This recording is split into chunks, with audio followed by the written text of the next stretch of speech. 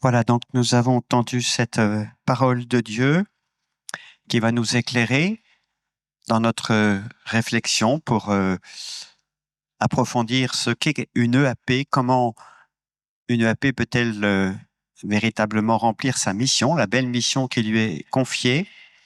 Je vais partir de la parole de Dieu. Je vais aussi m'appuyer sur le document final de la deuxième assemblée du synode. L'Église vient de vivre un moment très important à travers ce processus synodal. Et donc le texte, le document final que peut-être vous n'avez pas parce qu'il n'y a toujours pas la traduction française officielle, mais enfin il y a déjà des traductions qui circulent. Donc je vais aussi m'appuyer sur ce texte. Alors, si on revient sur ce texte, je vais d'abord commencer de voir un peu comment, dans cette petite équipe-là dont il est question, comment s'articulent les différents rôles, Pierre, Jean, le disciple bien-aimé, et les autres membres du groupe. Donc nous sommes après la résurrection, il y a là quelques apôtres, dont Simon-Pierre, Thomas, Nathanaël et les fils de Zébédée, et puis deux autres disciples, on ne nous dit pas de qui il s'agit, en tout cas au total ils sont 7. Et on voit tout de suite que Pierre, dans ce groupe, tient une place particulière. Il est cité en premier, il prend l'initiative d'aller à la pêche, et les autres le suivent. Cependant, Jésus, alors vous avez entendu au début, ils n'ont pas encore repéré que c'était Jésus, il y a un homme qui s'adresse à eux, mais Jésus ne s'adresse pas simplement à Pierre au début, mais à l'ensemble du groupe. En tout cas, ils obéissent à la demande de cet inconnu, qui leur demande de jeter le filet, et c'est le fameux événement de la pêche miraculeuse. Ce qui est important de noter, c'est que ce n'est pas Pierre qui va reconnaître Jésus, c'est Jean. Pourtant, voilà, Jean, le disciple bien-aimé. Cependant, Jean ne s'adresse pas à l'ensemble du groupe, mais il s'adresse à Pierre. Quand il dit « c'est le Seigneur, je l'ai reconnu, c'est le Seigneur », il dit ça à Pierre. Pierre accueille cette affirmation du disciple bien-aimé et se jette à l'eau pour aller, semble-t-il, vers Jésus. En tout cas, on voit bien que Pierre a une place à part. Ils arrivent sur le bord du rivage, descendent de la barque pour rejoindre Jésus près du feu. Jésus demande à l'ensemble du groupe d'apporter les poissons. Étonnamment, c'est Pierre tout seul qui remonte dans la barque et tire le filet jusqu'à terre. Et dans la suite du récit, il n'y a plus de distinction entre Pierre et les autres. Tous savaient que c'était le Seigneur, nous dit l'Évangile. Donc, vous voyez, le texte décrit un groupe de 7 personnes au sein duquel il distingue Pierre, qui a un rôle particulier, mais aussi le disciple bien-aimé et le reste du groupe. On peut y voir une image de l'Église, et puis pour nous qui sommes là aujourd'hui, on peut y voir, en tout cas faire des parallèles avec une EAP. Pierre a pris l'initiative d'aller à la pêche et il a entraîné les autres. Il a suscité l'adhésion à son projet. On peut dire que dans une EAP, le prêtre n'est pas là simplement pour commander des choses, mais il doit susciter l'adhésion et même l'enthousiasme. Vous savez que l'enthousiasme, au sens étymologique, c'est un transport, un élan sous l'effet de l'inspiration divine. Il y a donc un projet commun, une action commune, la pêche. Bon, vous avez compris la symbolique, c'est vraiment la mission d'évangélisation. Mais il y a aussi l'expérience d'un échec. Ils passent la nuit sans rien prendre. Et Jésus ressuscité se manifeste à eux. Alors, il se manifeste, on pourrait dire indirectement, puisque quand il leur parle, ils ne le reconnaissent pas, mais il se manifeste à eux à travers le signe de la pêche miraculeuse. Aujourd'hui, nous aussi, il nous arrive parfois de faire l'expérience d'échecs pastoraux. On a pris des initiatives et puis ça donne pas grand-chose.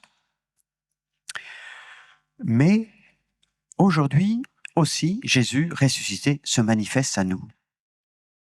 Encore faut-il reconnaître les signes hein. Il nous fait des signes, mais il faut les voir, hein, au sens de l'évangile de Saint Jean, il faut les interpréter.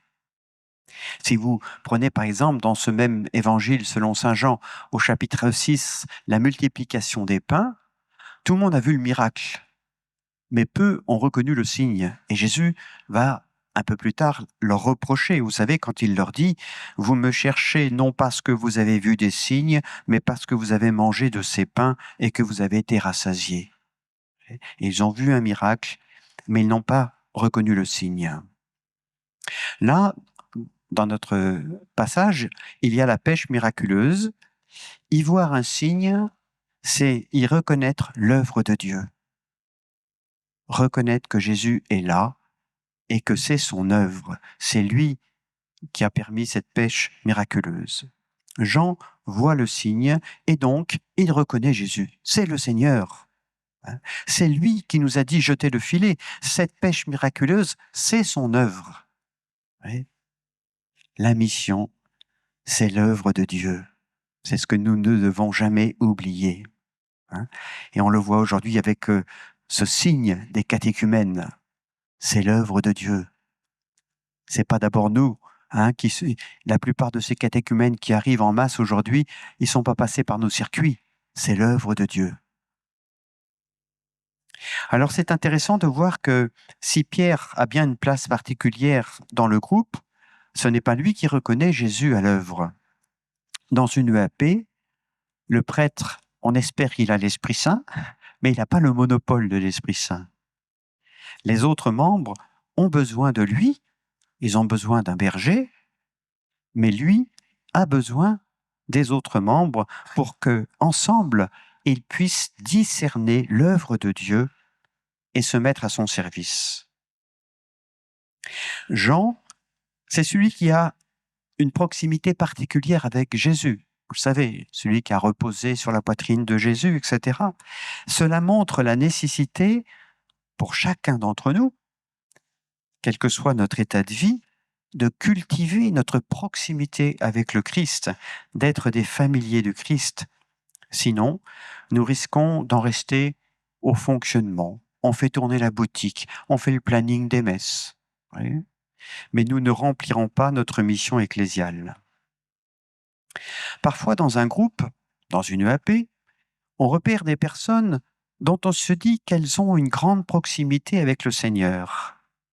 Vous avez remarqué que, en général, ce ne sont pas les grandes gueules, plutôt des personnes humbles et discrètes. Ces personnes sont précieuses pour nous aider à discerner la volonté du Seigneur. Et parfois, ça peut être une personne en situation de grande précarité. Ce qui est important d'intégrer, c'est qu'une EAP n'est pas là d'abord pour organiser le planning des messes. Je pense que vous en êtes tous convaincus, mais parfois, on se rend compte que le fonctionnement de l'EAP est quand même un petit peu limité à ce genre d'activité. Le premier souci de l'EAP, c'est de se mettre à l'écoute de l'Esprit Saint, à l'écoute de ce que Dieu veut nous dire et veut faire aujourd'hui. Quel est son projet pour notre paroisse? Ce qui est premier, c'est l'œuvre de Dieu. Et donc, il faut, dans la pastorale, redonner le primat à la grâce. Dans le document final du synode que j'évoquais tout à l'heure, au numéro 44, il est écrit « Le renouveau de la communauté chrétienne n'est possible qu'en reconnaissant la primauté de la grâce. » Ça veut dire de l'œuvre de Dieu. C'est pourquoi dans une rencontre d'EAP, la prière doit avoir la première place. Pas la petite prière qu'on fait vite fait au début ou à la fin pour se dire « bon, quand même, il faut prier ». On va lire un texte vite fait, on dit un autre Père. Non, la prière doit avoir la première place, une place centrale dans la réunion de l'EAP. Il s'agit de demander humblement l'Esprit Saint, de se mettre ensemble à son écoute, de vivre l'ensemble de la rencontre sous son inspiration. Alors comment faire pour se mettre à l'écoute de l'Esprit Saint. On le sait bien, l'Esprit Saint, il ne nous parle pas avec un haut-parleur en direct. Il va nous parler à travers les autres, ou plutôt à travers notre communion. Dans le document final du synode, au numéro 45, il est écrit « La conversation dans l'esprit est un outil qui, même avec ses limites, s'est avéré fécond pour permettre l'écoute et le discernement de ce que l'Esprit dit à l'Église. » Vous savez peut-être que ce qui est noté, la conversation dans l'esprit, c'était une façon de fonctionner pendant ce synode. Le synode, ça n'a pas été une succession d'interventions, de conférences, même s'il y en a eu, mais très souvent, les membres, les participants étaient en petits groupes de 10 personnes pour vivre ce qu'on appelle donc maintenant la conversation dans l'esprit. En 2 mots, si vous voulez, on commence par invoquer l'Esprit Saint et à partir d'une question qui est posée, on fait un premier tour de table, on s'écoute, on ne se coupe pas la parole, et puis un temps de silence, et ensuite un deuxième tour de table où le but c'est de se dire, à partir de ce que j'ai entendu, comment ce que j'ai entendu m'a fait bouger? Est-ce que je suis resté immobile dans mes convictions ou est-ce que ce que j'ai entendu des autres m'a déplacé? Oui. Et du coup, il y a un deuxième tour de table où, là aussi, on ne se coupe pas la parole, hein, et ensuite, on essaye de voir qu'est-ce qui ressort, comment il y a des points communs, voire des consensus qui ressortent. Oui. C'est un petit peu ça l'exercice de la conversation dans l'esprit. En tout cas, ce que le synode nous dit, c'est que vraiment, discerner ensemble la volonté de Dieu. C'est ça dont il s'agit. Et pour une EAP, je dirais, c'est le premier rôle d'une EAP, discerner ensemble la volonté de Dieu. Toujours à propos de cette conversation dans l'esprit, le document final écrit « Sa pratique a suscité joie, étonnement et gratitude.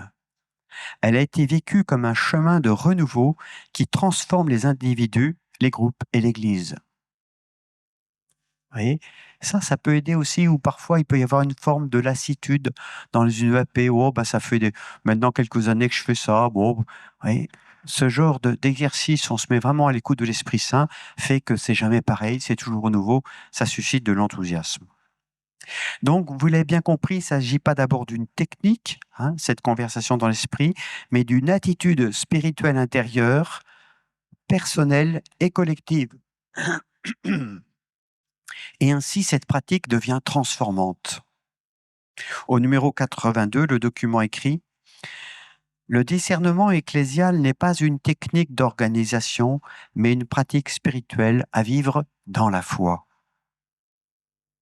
Cela suppose la prise de conscience que nous sommes tous prophètes par notre baptême, que nous avons la capacité de nous mettre à l'écoute de l'Esprit Saint, et bien sûr, la conviction qu'aujourd'hui, l'Esprit Saint continue à guider son Église. Au numéro 45, il est noté « Le mot « conversation » exprime quelque chose de plus qu'un simple dialogue. Il entrelace harmonieusement la pensée et le sentiment et génère un univers partagé.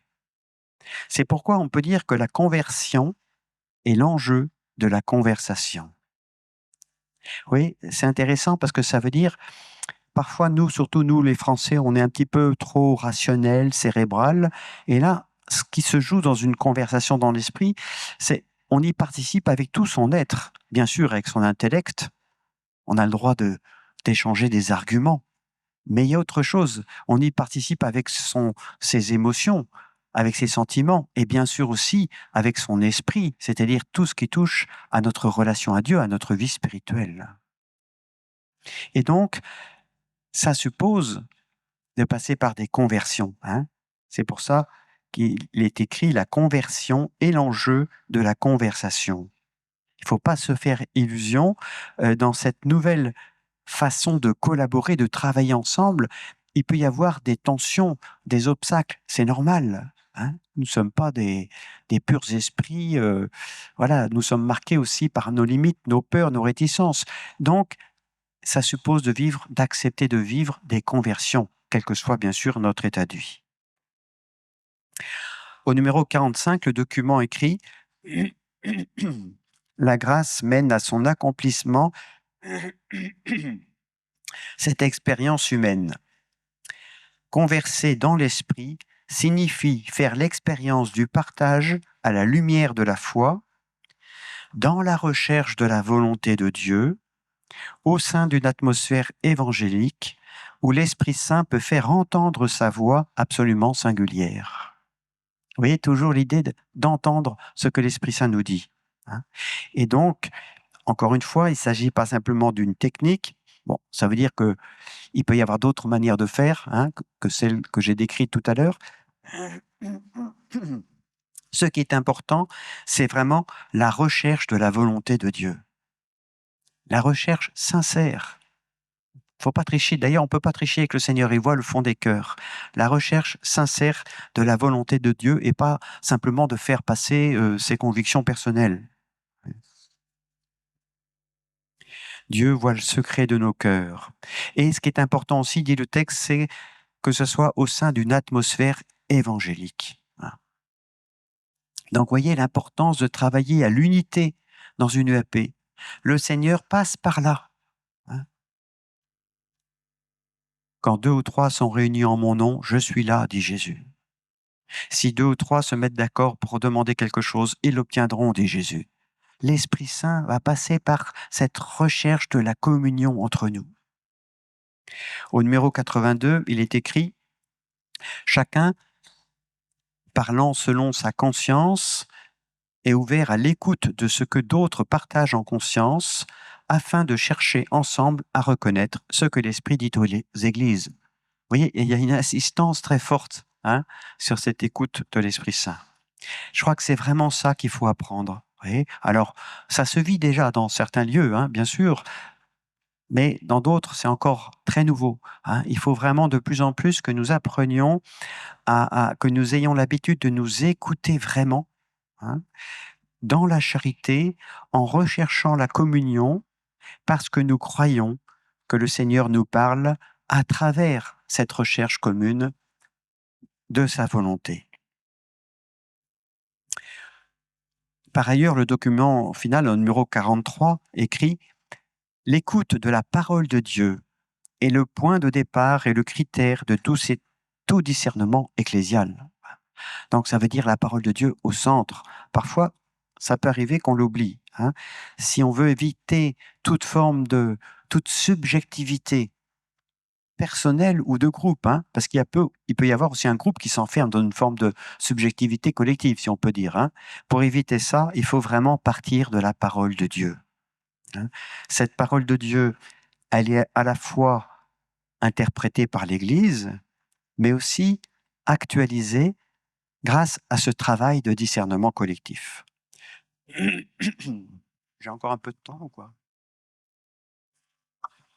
Alors, je termine simplement à propos du numéro 84 du document final, qui décrit un peu les étapes, en tout cas plutôt certains éléments clés pour ce travail en commun. Ce n'est pas un absolu, mais je pense que ça peut nous éclairer. Numéro 84.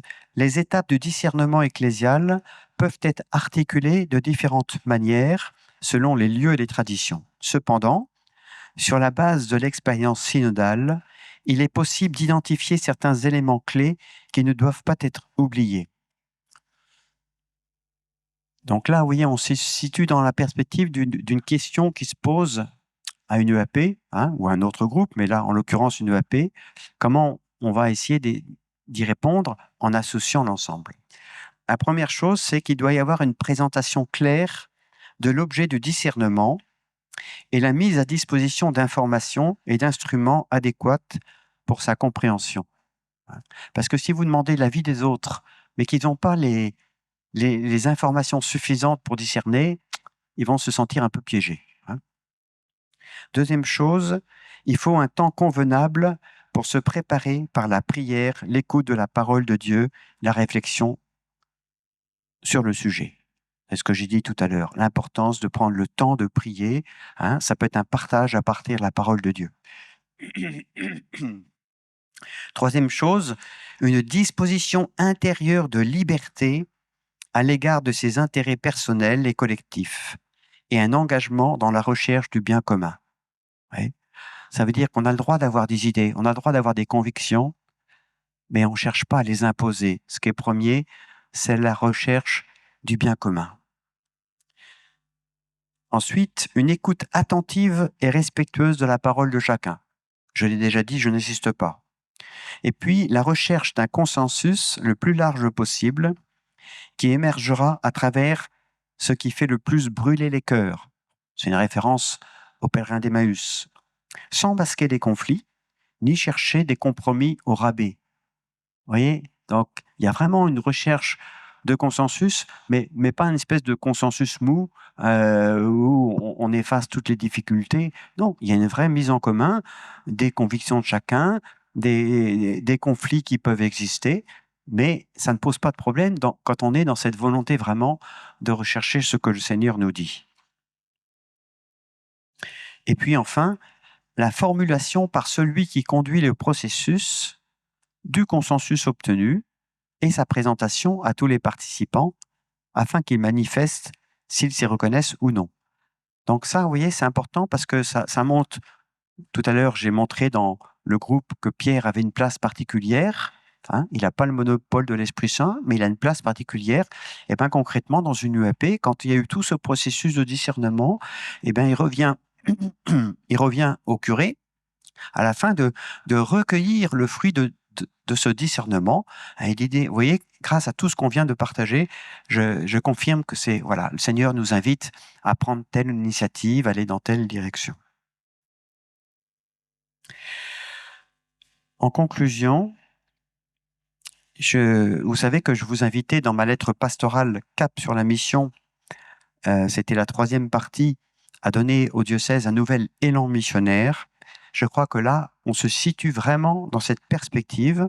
Hein. Il s'agit